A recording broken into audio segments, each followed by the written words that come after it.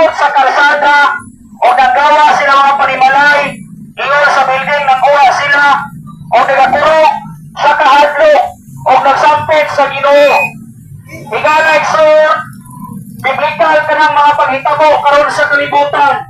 Kay maingon niya higala igsoon sa pulong sa Dios diya sa Mateo chapter 24 verse 7, nasyon batok nasyon o kingharian batok kingharian o mga kamalidad na mga kasakit mamabot diri sa kalibutan.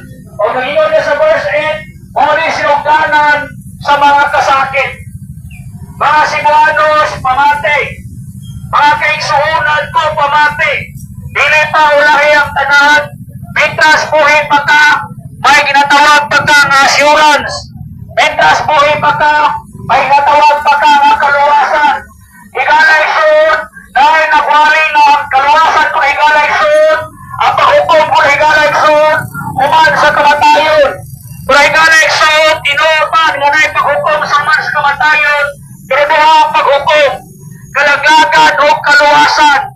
Dahil higalay soon, samtang niya patan sa kalimutan karon, atong paningkamutan, nga masagulit na diya sa atong Ginoo.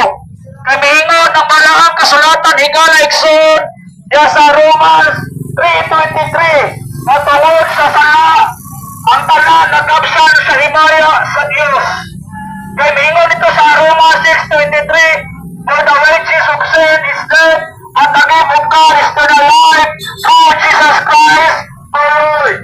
Ang kaluwasan nato higalay soon, ana giniginong sa Kristo. Kaya mingon ang Biblia, ang pulong sa Dios na ang bayad sa sala bawang kamatayon. Ang pananggasa sa Dios na ang kinabuhi walay katapusan pinagi sa atong Ginoong Hesukristo. Subo kay pamalandungon higalay soon mga katawan karon naglakaw diri sa kalibutan nga nagsubay sa kangit